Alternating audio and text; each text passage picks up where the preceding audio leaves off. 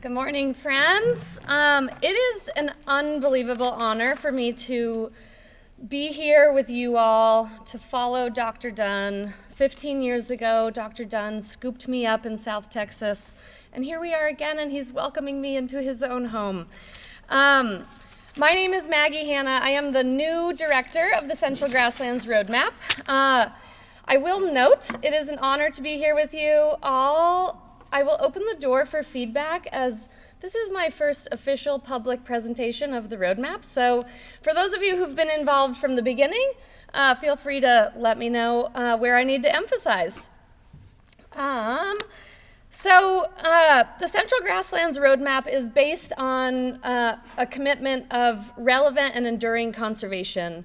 How do we move the needle in a way that spans the biome of the entire Central Grasslands, all 700 million acres, and the many, many communities that color that landscape?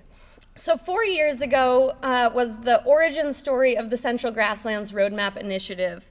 It brought together more than 600 partners over the course of the last 4 years to elevate grasslands as priority landscapes.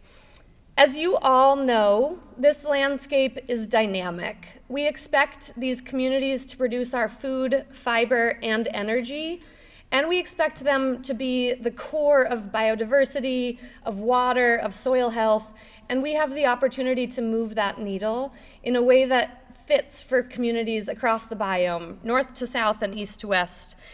The Central Grasslands Roadmap brought together nonprofits, agencies, and states like South Dakota to elevate grasslands as a priority in all of those places. But why do we need a uniform grasslands conservation initiative?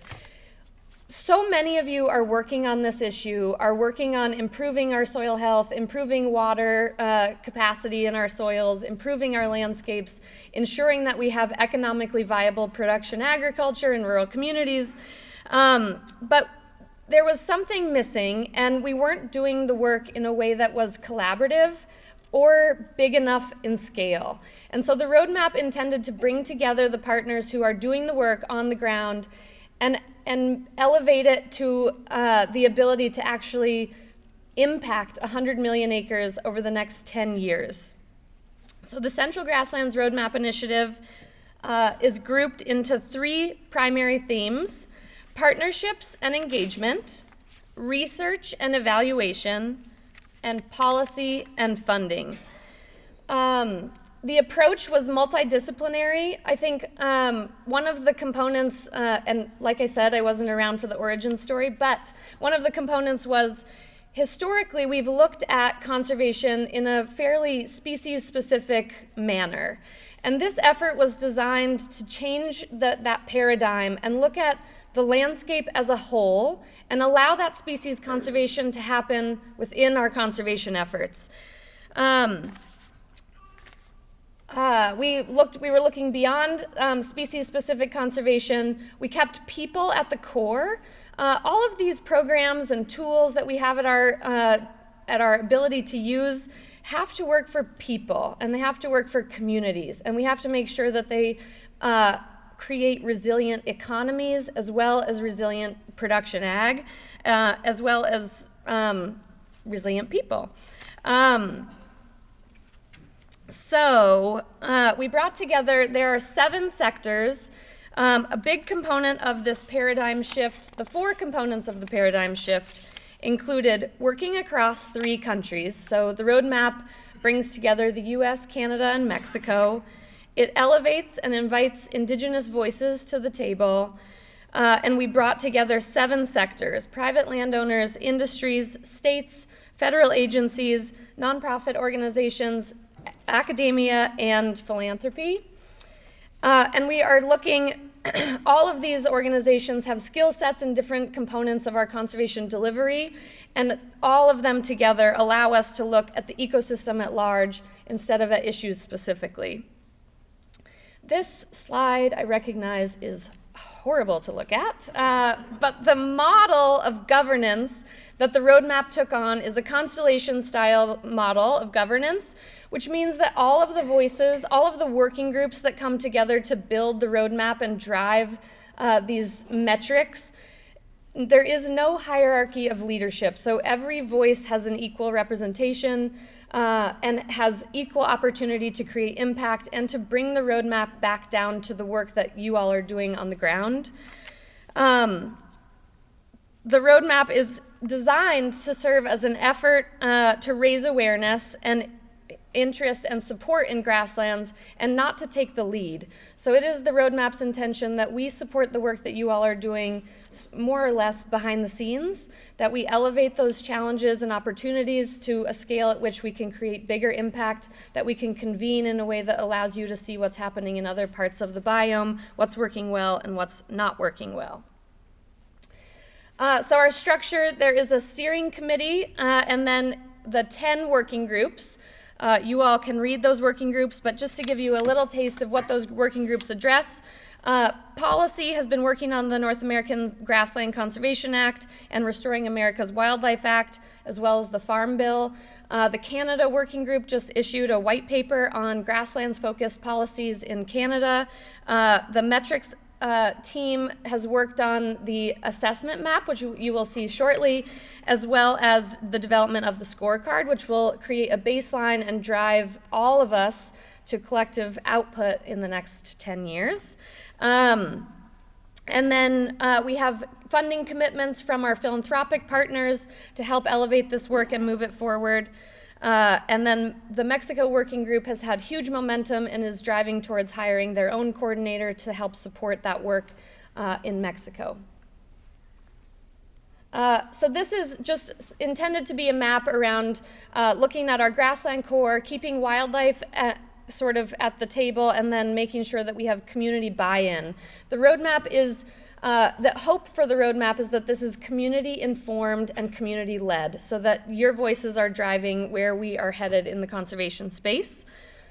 This is the assessment map that was developed by the metrics team with support from WWF and their plow print map, and it breaks down the biome, 700 million acres, into 3 categories: our core grasslands, our vulnerable grasslands, and then our converted grasslands.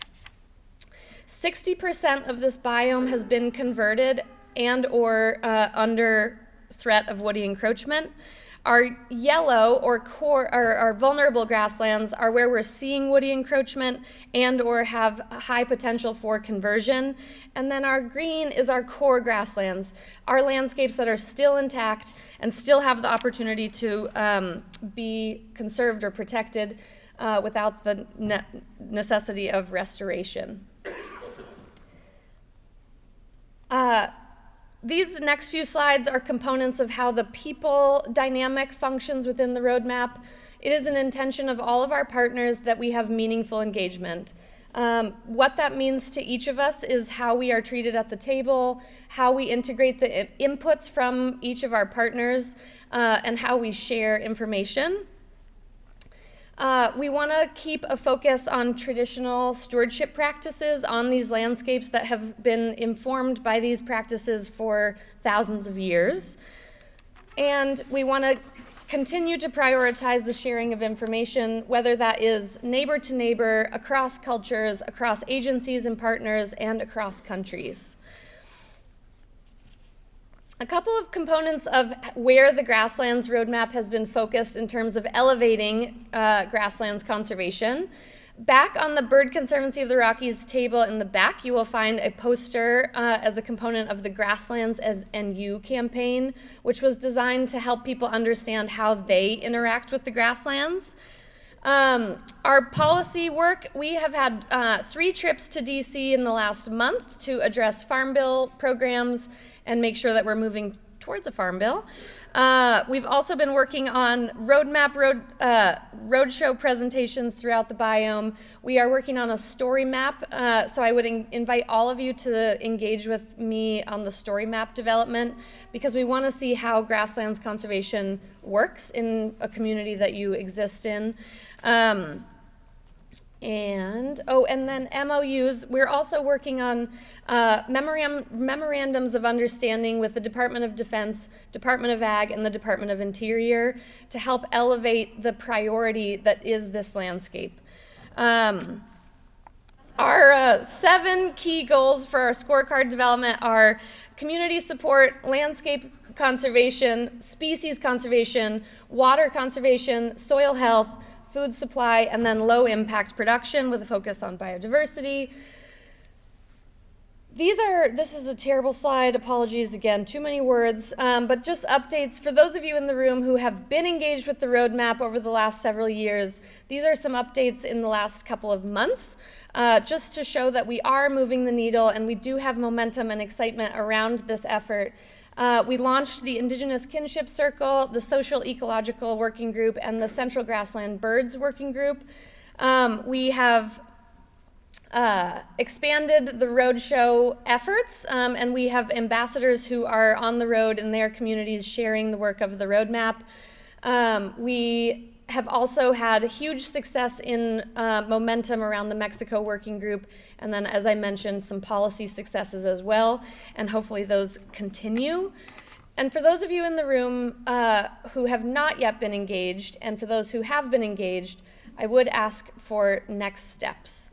So our next steps are to finalize our scorecard and metrics, which we hope to do in the next several months. The development of the metrics and scorecard have been a pretty heavy data lift in terms of making sure that we have accurate baselines for where we are today and that we aren't undercounting the work that you all do on the ground now. Then continuing to push for a farm bill and ensure that we have those programs and levers that we can deploy in communities around the country. And then supporting the step down of the roadmap. And I just want to take a quick moment to thank all of you who do work in South Dakota. I have been in this role now for 4 whole weeks, and in almost every interaction, the example of where this is working really well is South Dakota. And I think that's really exciting, and it's something that I hope that I can take away from this interaction with you all to help inform how to improve how it's working in other places. And I want to just also acknowledge that you all have really powerful acknowledgments of the grasslands in the state. You have your president here speaking with you, and the acknowledgement of your elected officials to elevate grasslands as a priority is something that, from Colorado, I can only envy. So I thank you for your time. I look forward to engaging with you. I would say, back to the constellation style of governance, if any of you are interested in being involved in a working group, you are welcome to join the table, and we would welcome hearing your voice in that space. And I appreciate the opportunity.